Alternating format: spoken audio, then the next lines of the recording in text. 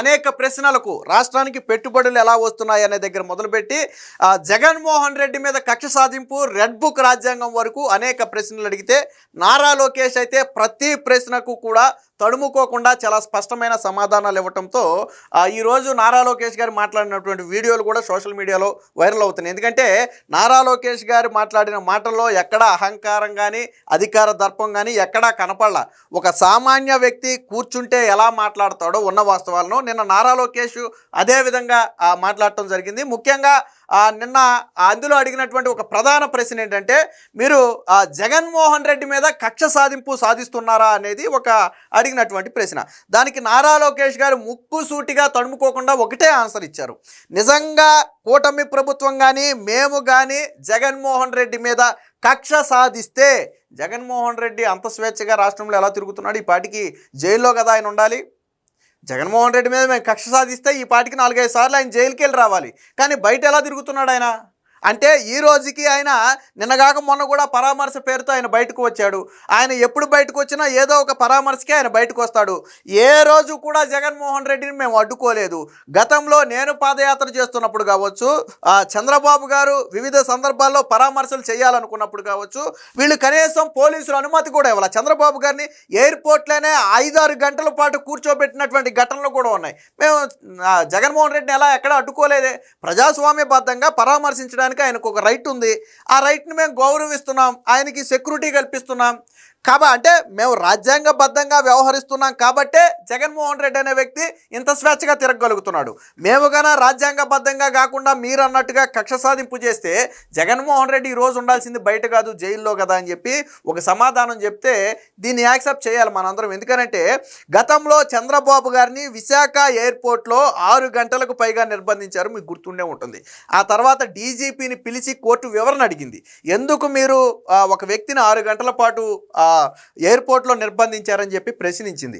నారా లోకేష్ గారు పాదయాత్ర చేస్తున్నప్పుడు ఆయన నిలబడే స్టూళ్లు లాక్కున్నారు, ఆయన ప్రచార రథాలు లాక్కుని వాలంటీర్లను అరెస్ట్ చేశారు, ఆయన మైక్ మీద మాట్లాడుతుంటే మైకులు లాక్కున్నారు.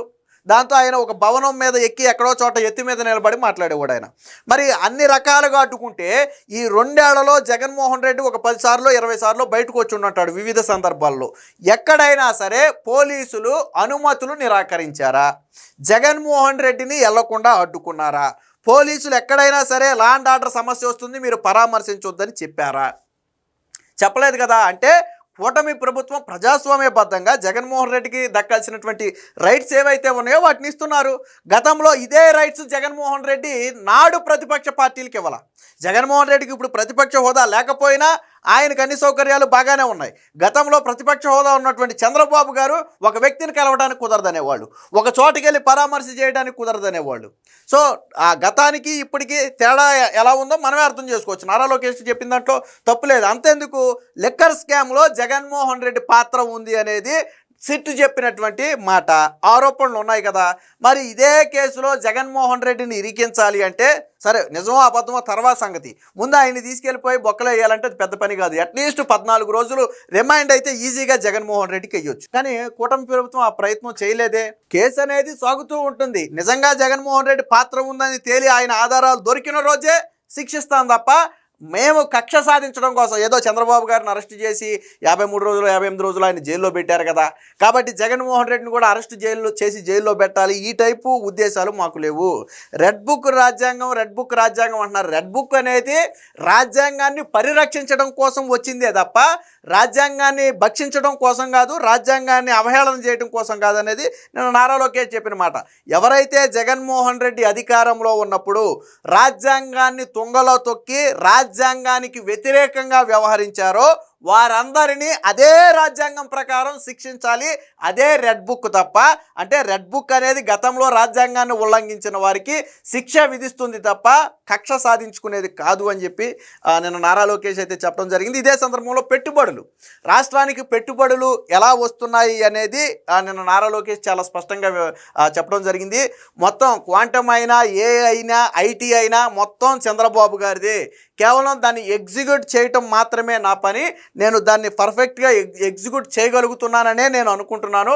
బట్ భవిష్యత్తులో రాష్ట్రానికి మరిన్ని కంపెనీలు రావాలనేది మా ఉద్దేశం. అందుకనే చంద్రబాబు గారు నేను కూడా కాలికి బలపం కట్టుకుని రాష్ట్రాలు దేశాలు అని తేడా లేకుండా మేము ఎందుకు తిరుగుతున్నామంటే అందుకే ఖచ్చితంగా ఇచ్చిన మాట ప్రకారం రాబోయే 5 ఏళ్ల నాటికి 20 లక్షల ఉద్యోగాలు కల్పించే తీరతామని చెప్పి మరొకసారి నిన్న నారా లోకేష్ అయితే చెప్పడం జరిగింది. దీనికి సంబంధించినటువంటి వార్త వచ్చింది, ఒకసారి చూద్దాం.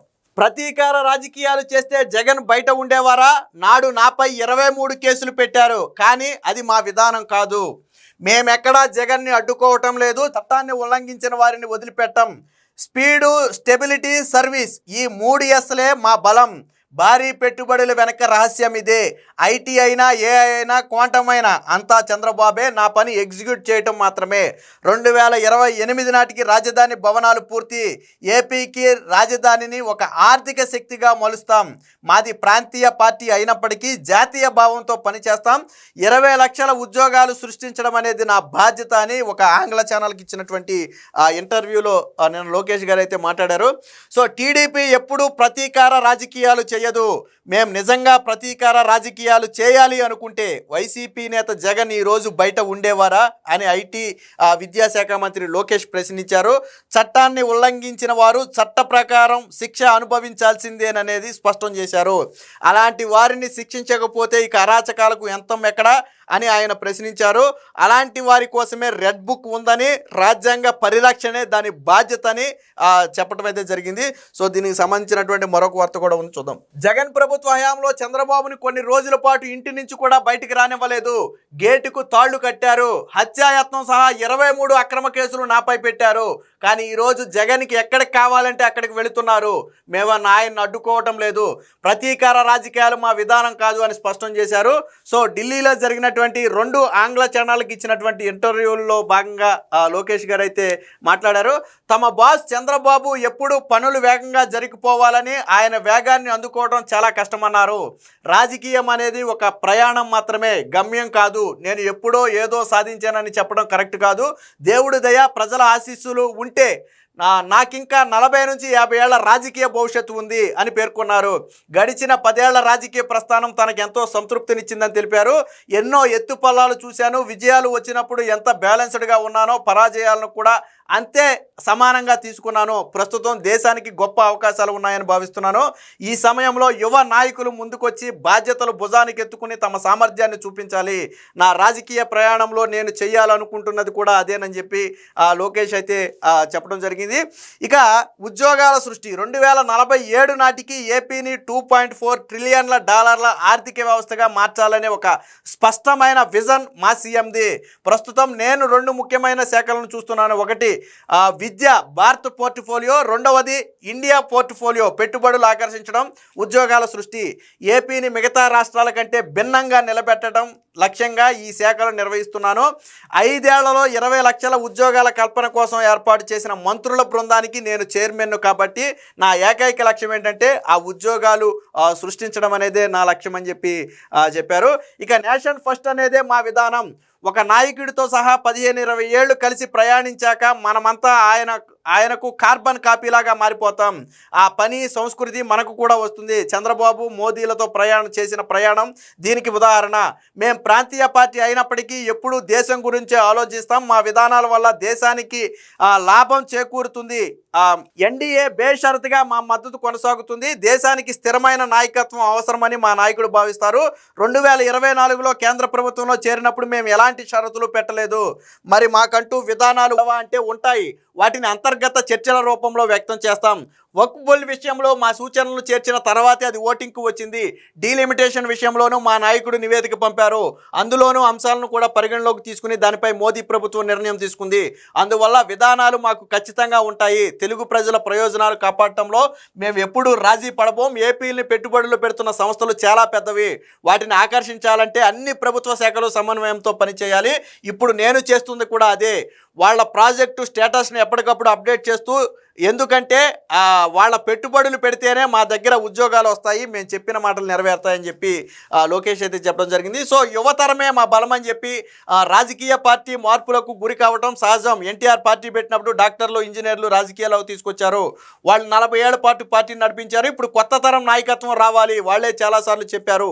మేము ఆ మార్పే చూసాం. గత ఎన్నికల్లో గెలిచిన మా పార్టీ ఎమ్మెల్యేలలో 50% మంది, అలాగే మంత్రుల్లో 17% మంది ఫస్ట్ టైం గెలిచిన వాళ్ళే. దేశంలోనే అత్యంత పిన్న వయస్కులైన పార్లమెంటు బృందం మాదే.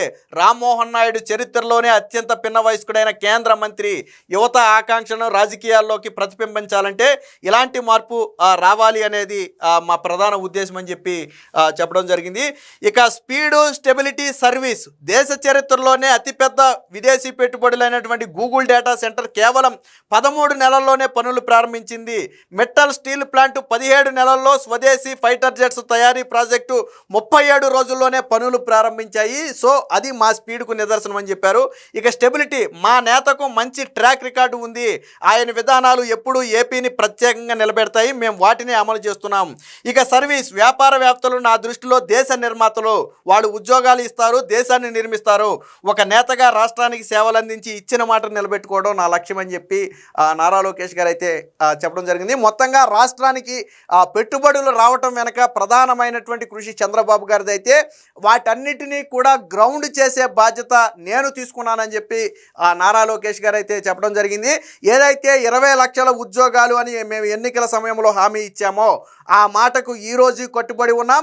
రాబోయే 5 ఏళ్లలో, ఆల్రెడీ ఇప్పటికి 2 ఏళ్ళు పూర్తయింది, రాబోయే 3 ఏళ్లలో ఖచ్చితంగా 20 లక్షల ఉద్యోగాలు కల్పించాలి. ఆ లక్ష్యంతోనే నేను పనిచేస్తున్నానని చెప్పి నారా లోకేష్ అయితే చెప్పడం జరిగింది. రాష్ట్రానికి వచ్చి పెట్టుబడులు పెట్టే వారికి ఒక సుస్థిరమైనటువంటి వాతావరణం కల్పించాలి, పెట్టుబడుల భావన కల్పించాలి అనేది మా లక్ష్యం. అందుకనే స్వయంగా మేమే ప్రతి దేశానికి, ప్రతి రాష్ట్రానికి వెళ్ళి ఇన్వెస్టర్లను ఆహ్వానిస్తున్నాం.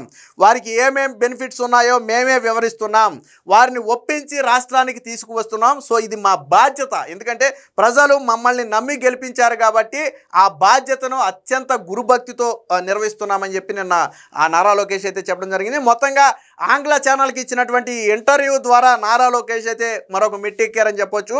ఎక్కడ అధికార దర్పం కానీ తాము అంటే దేశంలోనే అత్యధిక పెట్టుబడులు తామే తెచ్చాం కాబట్టి నేనే గొప్పని కానీ నారా లోకేష్ ఎక్కడా చెప్పలేదు. అండ్ దేవుడి దయ ఆశీస్సులు ఉంటే ఇంకొక 30-40 ఏళ్ల పాటు రాజకీయాల్లో ఉండాలనుకుంటున్నామని చెప్పారు తప్ప ఎక్కడా కూడా నారా లోకేష్ గారు తన గొప్పతనం గురించి ఎక్కడా మాట్లాడలేదు. సో ఇది ఎంత ఎదిగినా ఒదిగి ఉండాలి అనడానికి ఇదే నిదర్శనం. ఈరోజు దేశానికి 100% పెట్టుబడులు వస్తే ఒక ఆంధ్రప్రదేశ్ 25% పైగా పెట్టుబడులు పొందింది అంటే దాని వెనక ప్రధాన కృషి ఐటీ శాఖ మంత్రిగా ఉన్నటువంటి నారా లోకేష్ గారిది. కానీ ఎక్కడా దాన్ని ఆయన గొప్పగా చెప్పుకోవాలా, దాని ఒక బాధ్యతగా భావించానని చెప్పాడు తప్ప దాన్ని ఎక్కడ గొప్పగా చెప్పుకోలేదు. అది నారా లోకేష్ గారి ఒదిగి ఉండేతనానికి నిదర్శనం. ఏది ఏమైనా మొత్తంగా ఈ ఆంగ్ల ఛానల్ ఇంటర్వ్యూ తర్వాత ఆంధ్రప్రదేశ్లో పరిశ్రమల సీక్రెట్ ఏంటనేది